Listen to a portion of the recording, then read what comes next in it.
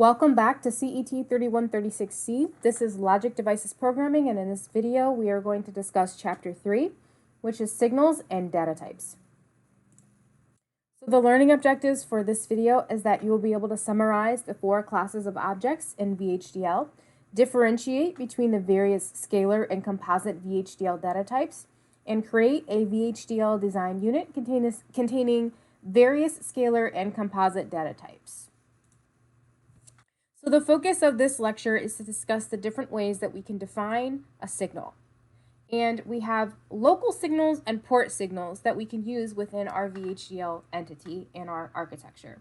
So a local signal connects components within an architecture to form a larger system. If you look at the example here on the right in the architecture CSA of and or is section right here, we can see that there is a signal defined, signal S1 and S2 as standard logic. These are local signals. These signals are only visible to the architecture. These signals are not visible in the entity declaration, which means when you create that symbol file, for example, you won't see an input or an output related to a local signal. It's only visible to the architecture, which means you can only use that signal within the architecture that it has been defined. That's a local signal. Our port signals are the signals that you see in the port statement within your entity declaration. So in this example, A, B, C are inputs, F is an output. They're all of type standard logic, and that's going to be the inputs and the outputs that we see in our symbol file when we actually start to compile this code, and those are going to be the inputs and the outputs you'd physically use on the Max 10 board when implementing this design. So port signals provide a system's interface to its environment. It explains the inputs and the outputs. Meanwhile, local signals are used for what's going on within the system. And local signals should never be used for something that has to be defined as an input or an output that will interface with the environment surrounding your PLD. So all signals in VHDL have to have a declared type. So we notice here we have, for example, in the port statement, signals A, B, and C, they're declared as an input and their type is standard logic. So today we're going to talk about other options. Besides declaring something as standard logic, what else can we do? And what does standard logic really mean? So we're going to go through that today. A signal's type determines the set of values it can take and the operations that can be performed on those values. So when we select a type, we have to consider the possible values for that signal and what we're going to do with that signal. For example, standard logic is used for Boolean inputs, 0s and 1s, but we can't necessarily perform addition on a type of standard logic. We'd need to have another type if we wanted to do integer addition, for example. So we're going to talk about data types and how we can perform operations based on the data type that has been selected. Also remember that every signal must be declared before it is used. So if you're going to use a local signal in your architecture, for example, this code would not compile if you hadn't declared what S1 and S2 are. S1 and S2 are not listed in the port statement, so they have to be defined as local signals before the word begin in your architecture body. In conventional programming languages, you typically have 3 classes of objects: constants, variables, and files. In VHDL, we have 4 classes. We have signal. A signal is an object with a current value and a projected or a future value. The projected values can be changed as many times as desired using signal assignment statements.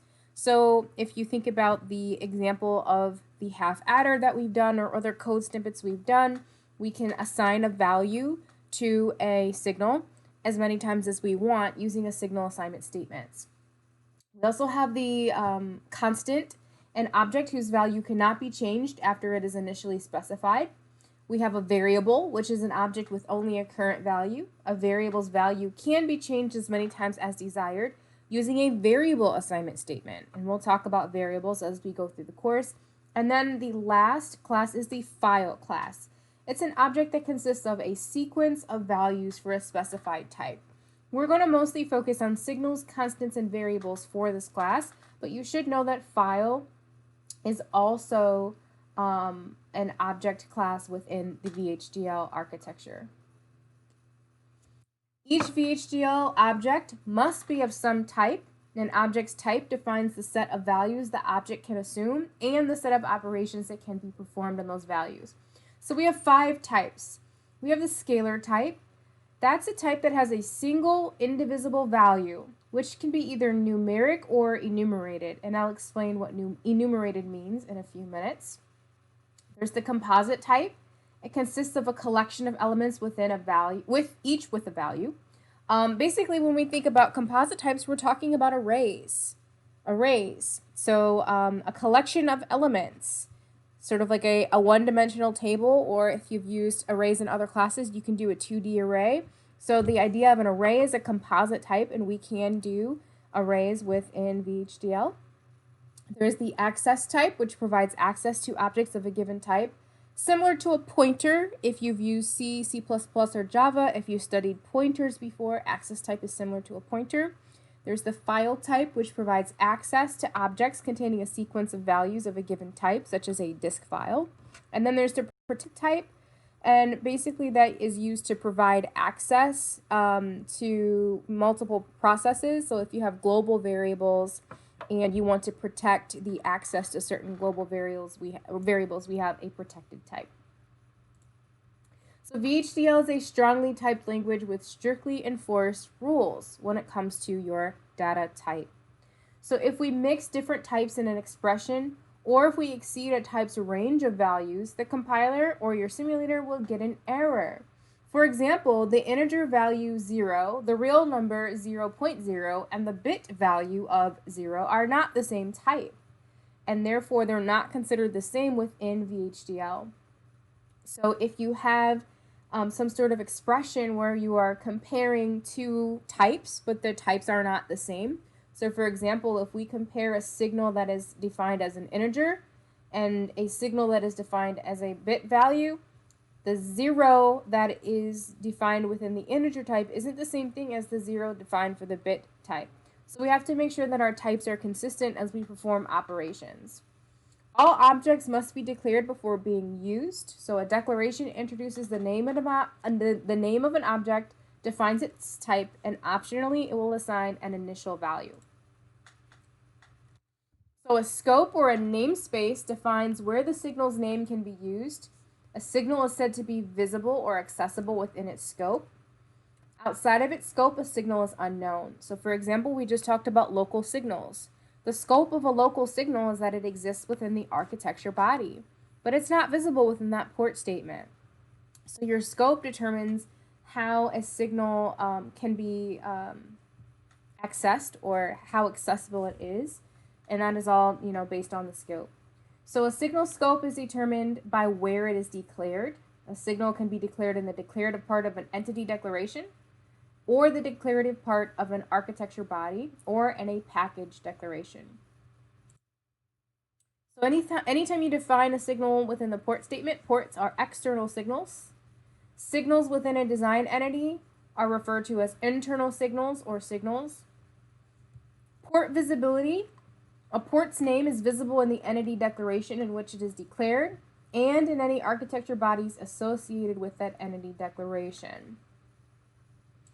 So once we have that entity declaration, the signals that we determine or define in the port statement can be visible to multiple architecture bodies, because we could have multiple architecture bodies that are linked to the same entity declaration. So that visibility extends to any architecture body associated with that entity declaration.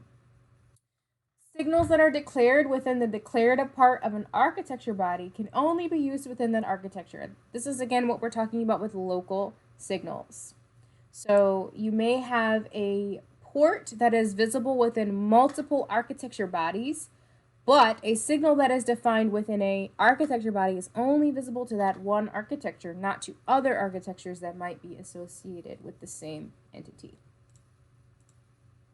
So here's some code for our first example. We have an entity compare, where we're going to compare two inputs x and y. X and y are declared as inputs, standard logic, and then we have EQ for equals as your output, standard logic. With our architecture, here are some local signals. We have x_bar, y underscore bar. These are local signals. You can assign an initial value using colon equals. So if I wanted to say x bar colon equals, I could then write 0 or 1 if I wanted to preset or predefine the value of a local signal. Now when you do that, it's only used for simulation. So if we functionally simulate this code, those predetermined values will have an effect within our simulation. But whenever we actually perform synthesis, which means we're actually now taking this code and putting it onto a PLD, those initial values have no effect. They don't actually exist when we actually run this code on a PLD. It's for simulation purposes only. So notice that after the word begin, x bar gets the value of not x, y bar gets the value of not x, and then equal gets the value of x bar and y bar, or x and y. And this is basically the end of our code. This is just showing that you can have a local signal to hold a value. Your local signal is going to hold a value based on the signals in your port statement. So these have to have the same type. These both need to be standard logic, otherwise you'll get a compile error when you try to perform these calculations. And the same thing with equals. Equals is getting a value, and that value has to match the type you selected for equal. Equal is selected as standard logic, so your type has to match what you're doing with that information. So equals has to get something here that is already defined as the same type. Also remember that x bar and y bar are only visible within this architecture. So I could have 3 different architectures that are all associated with this one entity. But these signals x bar and y bar are only visible within architecture data flow 2. If I were to create another architecture called data flow 3 or data flow 1, these signals would not be visible within those architectures. They're only visible within this one architecture. That's the idea of a local signal versus the port statement here. These signals can be associated with multiple architectures. That means they can be visible with multiple architectures. That's the difference between your port signals and your local signals. So one of the data types you can have is an enumerated data type, and that is declared by simply listing or enumerating all possible values for the type. There must be at least one value in the list. So for example, I can create my own type called bit, and these are the values bit can have. You could change this. So what if you wanted to create a type where you only had 5 possible values, 0 through 4? You can create your own type, and then you can create a signal based on that type that can only hold those values. That's what an enumerated data type is. So while VHDL has several predefined types, it does not have one that provides more than 2 values to represent a logic signal, meaning an actual high or low that you get from a breadboard. If you were to define an enumerated type like the one I just showed you on the previous slide, its values being 0 and 1, that's not sufficient to represent an actual logic signal, when more detailed information about the signal's logical and or electrical properties is needed for simulation or synthesis. So that's why the standard logic data type was created, because in the real world, we have more than just zeros and ones coming from the inputs and outputs in our breadboard. We actually have a voltage and current levels that sort of have other scenarios besides high and low. So here's some of the scenarios. So when we look at the standard logic data type, it actually has more values than just 0 and 1. For example, if the signal, now we're talking about an actual physical signal that you're measuring from an input or an output port on your PLD or on your breadboard, let's say that the signal has high impedance. Your standard logic type can actually have a value of Z representing high impedance. We have other types, such as if it's uninitialized or unknown. If it's uninitialized, that means that the default value given to all logic signals before the start of simulation has not been given. If there's some issue with the breadboard where the signal is driven but the value of that signal cannot be established, meaning for some reason it can't be determined whether a particular signal is high or low, your standard logic type can have a value of X, and it means unknown, We can have 0 or 1. We can have high impedance. We can have a weak signal. We can have a don't care. So when we define something as type standard logic, that particular signal can have any value in this table, more than just a 0 or a 1, depending on what's actually happening with the physical properties of your PLD. So that's why we have to have a type that's more than just 0 and 1 for our logic signals. So that standard logic type covers a lot of other scenarios besides whether something is high or low. And so that's why we use that type anytime we're defining signals that are going to link directly to our breadboard where we have a switch, for example, and the input is high or low. That's that standard logic type that we're using. Now let's talk about arrays. Arrays are basically groups of elements that have the same type. A one-dimensional array is also referred to as a vector. So when we define an array in VHDL, here's what it might look like.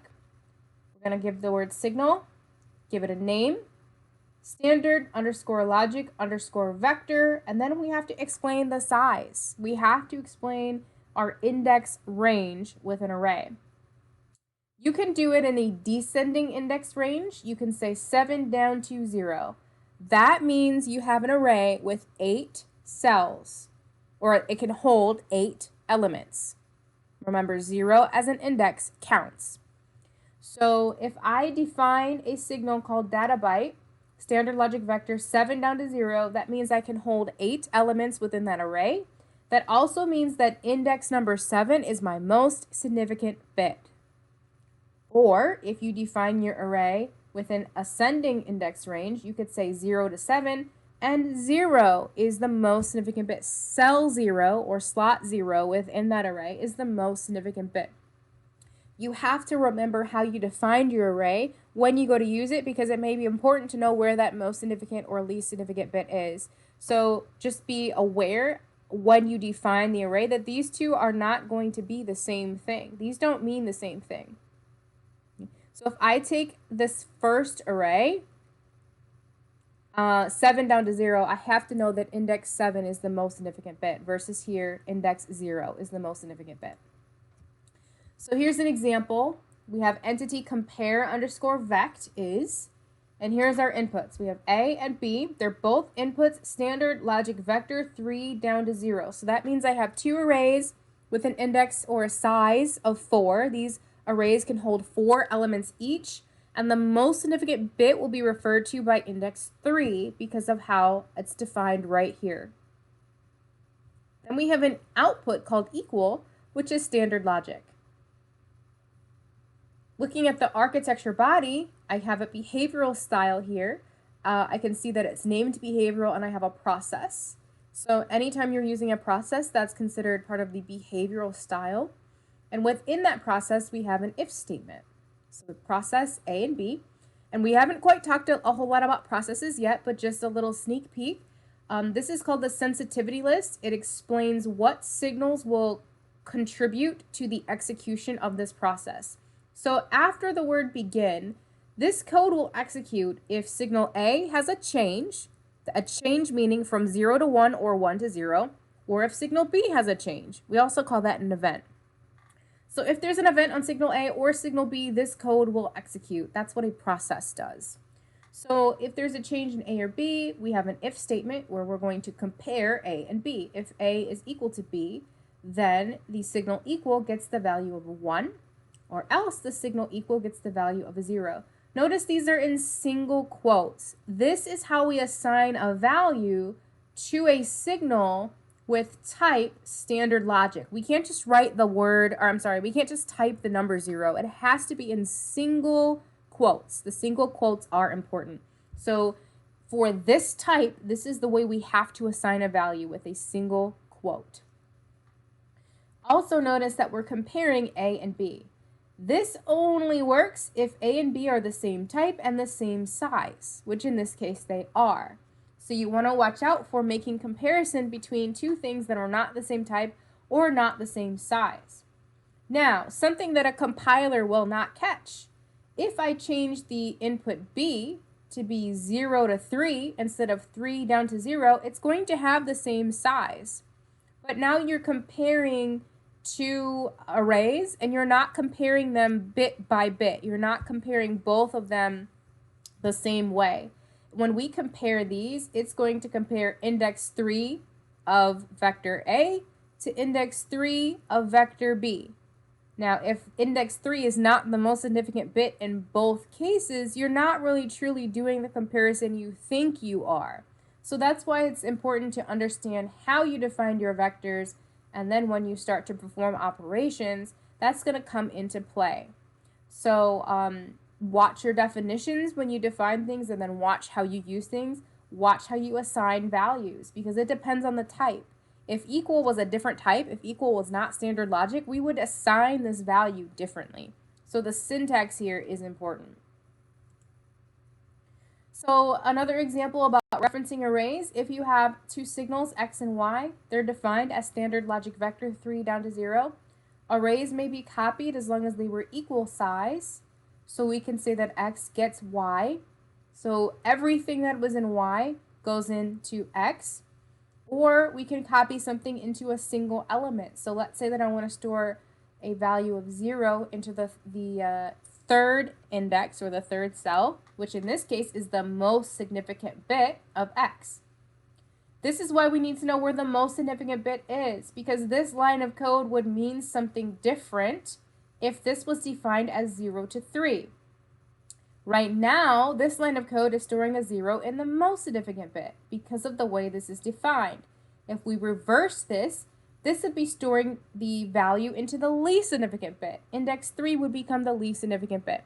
So again, that's why we have to understand how we're defining our vectors and where the most significant bit is, so that when we reference an index, we know exactly what cell within the array we're talking about. So let's say for this next example, we have two signals. The first one is main bus. Standard logic vector 15 down to 0. So it's an array of size 16, where the most significant bit is at index 15. Our second array is side bus, where it is a size of 8, 7 down to 0, and the most significant bit is at cell or index 7. So side bus gets main bus 7 down to 0. This is called an array slice. Side bus is only 8 bits wide, or 8 bits long. So when we take main bus, we can't just take main bus and store it into side bus, because main bus is much bigger. But I can take a portion of main bus, and as long as that portion matches the size of side bus, that will work. So I can take main bus and I can say, well, take bits 7 down to 0. That will be like saying taking the least significant byte of main bus and store it into side bus. I could change this from 7 down to 0. I could make it, 10 down to 2, or whatever I wanted to do. And as long as the size was exactly 8 bits, I could slice that array and take a piece of it and store it into side bus. So that's called an array slice. Another thing that we can do is combine one or more values to form a composite set with an array. Let's say that I have the signal x, standard logic vector 3 down to 0, so it's an array of size 4 with index 3 being the most significant bit. And I can do what's called positional association, where I can assign values. I can assign the values 1, 0, 1, 1.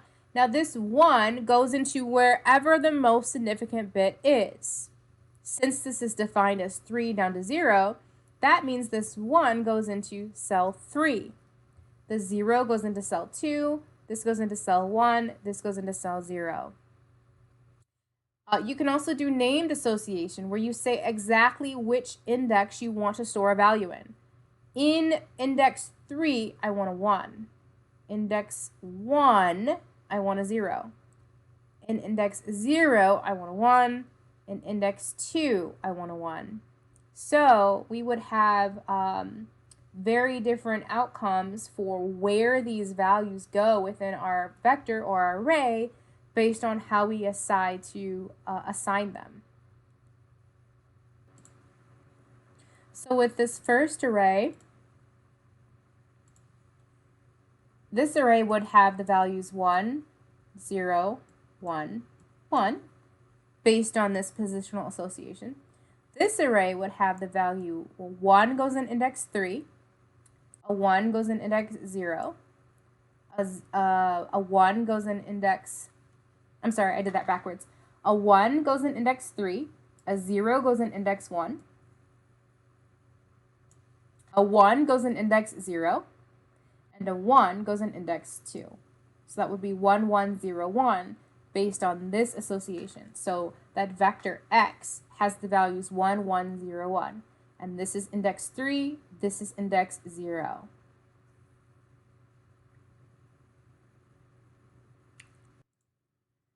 When we're naming or assigning values to an array, we can use the others keyword. Let's say that you have an array that's of size 100 or 1,000, and you want to assign a specific value to a few cells within the array, but everywhere else you want it to have a 1. We can say x gets, this means index 2 will get a 0, and every other index within that array will get a 1. So we can use that when we want to quickly assign a majority of values to one thing while specifically assigning, a different value to a few specific indices. So if you look at what happens here, the remaining elements are assigned the associated value listed here. Another way to write this, now this piece of code, we're assuming in this instance that signal x is of size 4. Another way to write this is that x gets, and then we have 3 bar 1 bar 0. That means index 3, index 1, and index 0 all get a 1. Index 2 gets a 0. So these two are actually equivalent. Both of these lines of code are basically going to take index 2 of that array, assign a 0, and all other values will get a 1. In this example, we're going to look at how we use a discrete range. So we have a signal D, which is standard logic vector, 7 down to 0. So we have an array that is size 8. D gets 7 down to 4 gets a 1, 3 down to 0 gets a 0. So for bits 7 down to 4, those bits in this array will be assigned a 1. Bits 3 down to 0 in this array will be assigned a 0. So D will end up being 1, 1, 1, 1, 0, 0, 0, 0. So another way to assign using a discrete range your values within your vector. Another thing that we can do is use an aggregate to combine scalar signals into a vector. So a scalar signal is a signal that has just one value or one element. A vector is a composite, so it's a group of elements. So here we have signal read underscore bar, write underscore bar, S2 underscore bar. Those are your standard logic. Signal control, standard logic vector, 2 down to 0. So we're going to populate the signal control, which is a vector of size 3, by assigning it values. So read bar, write bar, and S2 bar are all type standard logic. So they're like single bits. So I can assign these using a list. If I look at the list, I have 1, 2, 3 elements, and that matches up with my size. So what happens here is that elements 2, 1, and 0 of control is assigned read bar, write bar, and S2 bar respectively. Now remember, we have to look at how the index was defined. So because it's 2 down to 0, index 2 is the most significant bit, so index 2 will receive read bar. Index 1 will receive write bar, and then 0 will receive S2 bar. Here's another example. Let's look at what happens here. We have 3 signals, again, read bar, write bar, S2 bar, that are standard logic. Read bar, comma, write bar, comma, S2 bar gets 0, 1, 1. So what happens here? These are scalar quantities. Remember, scalar just means one element. Composite means array. These are scalar quantities, and they'll be assigned the values respectively. So read bar will be assigned the 0 because the 0 came first and read bar came first. Notice these are now double quotes. Write bar gets a 1 and S2 bar gets a 1. So we are assigning values to these scalars where the aggregates are used on the left-hand side of an assignment. So this is an aggregate, and we're assigning values one by one. You can also do concatenation using the ampersand operator. So let's say you have a signal D, standard logic vector 7 down to 0, so it's size 8. We can have this statement here, D gets 1, 0, 1, 1 and 0, 1, 0, 1. So your array, or your vector D, has the value 1, 0, 1, 1, 0, 1, 0, 1 after this executes. So these just get concatenated together. So now let's talk about signed and unsigned types. So we've talked about standard logic, we've talked about arrays. And so far, we've only represented data as a logical signal, a 0 or a 1 coming from a breadboard, essentially. What if we want to represent numbers, like the number 15, or -2, or 87, or 1,000? Now we have a type called unsigned and signed, which can represent numbers. You have to remember that the types to represent numbers, so signed and unsigned, come from this package numeric_std. So in your library statement at the top of your code, you will have to include another library in order to use these types. I'll show you what that looks like in a minute. So you have type unsigned and type signed. Unsigned is interpreted as an unsigned binary number, where the leftmost bit is the most significant bit. So that means that you have an array of values that are representing positive numbers only. Signed is interpreted as a signed binary number in 2's complement form, where the leftmost bit is the signed bit. If you don't remember 2's complement form, that's something you should review from Digital Systems 1. Remember that in 2's complement form, we now have negative numbers that can be represented. So if you're only going to need positive values, the unsigned type is what you can use. If you have to represent positive and negative values, you're going to be using the signed type. And what you're doing is you're creating an array of zeros and ones that VHDL will automatically interpret as a binary number. Up until now, that has not been the case. So for example, going back to the example on the previous slide, D has a value 10110101. Now D literally is ones and zeros here. It is not a decimal equivalent to this number. This is not a binary number. This is a series of ones and zeros. There's no place values, there's no 2 to the 0, 2 to the 1, etc. There's no decimal equivalent to this value when your type is standard logic vector. The only thing your simulator sees, your board sees, is a string of zeros and ones. It doesn't mean anything other than that. But when you start to use these types, your string of zeros and ones is interpreted now as an actual binary number. So in order to use an actual binary number within your calculations, you need to have this in your context clause. Use IEEE.numeric_std.all.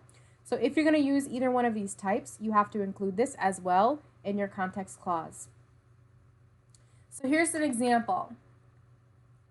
Signal X is standard vector, this should say standard logic vector, 7 down to 0. Signal Y is of type unsigned. Unsigned. So we cannot say that X gets Y or that Y gets X because these do not have the same type. Can't do it. But we can do something called typecasting in order to store X into Y or Y into X. So X gets, and then we write standard_logic_vector Y. That's called typecasting. That's taking Y, which is originally an unsigned type, and converting it to a standard logic vector type.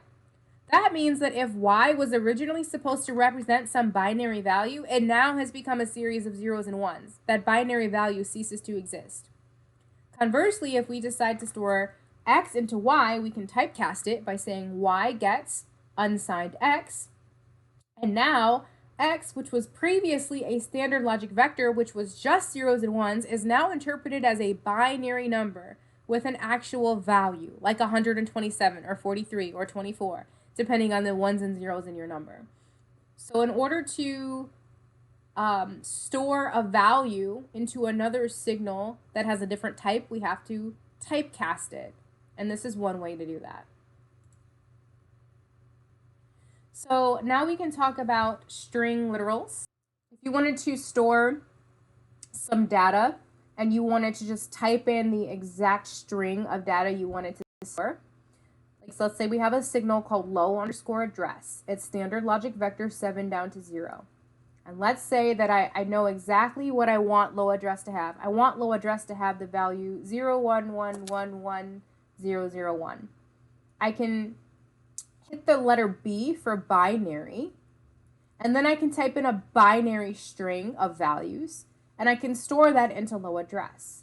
Or if I wanted to type a hex value, if I wanted to store 9A into low address, as long as I put this X and then the double quotes, I'm going to store 9A into low address. Now keep in mind that 9A will become 10011010, and it'll be of standard logic vector type. So it won't actually have a hex value. It'll just take the digits from this hex value and store them into your array. You can also store a value in octal by using the capital letter O. However, this would be invalid. Can you see why? I'll give you a minute to think about it, and then I'll show you the answer.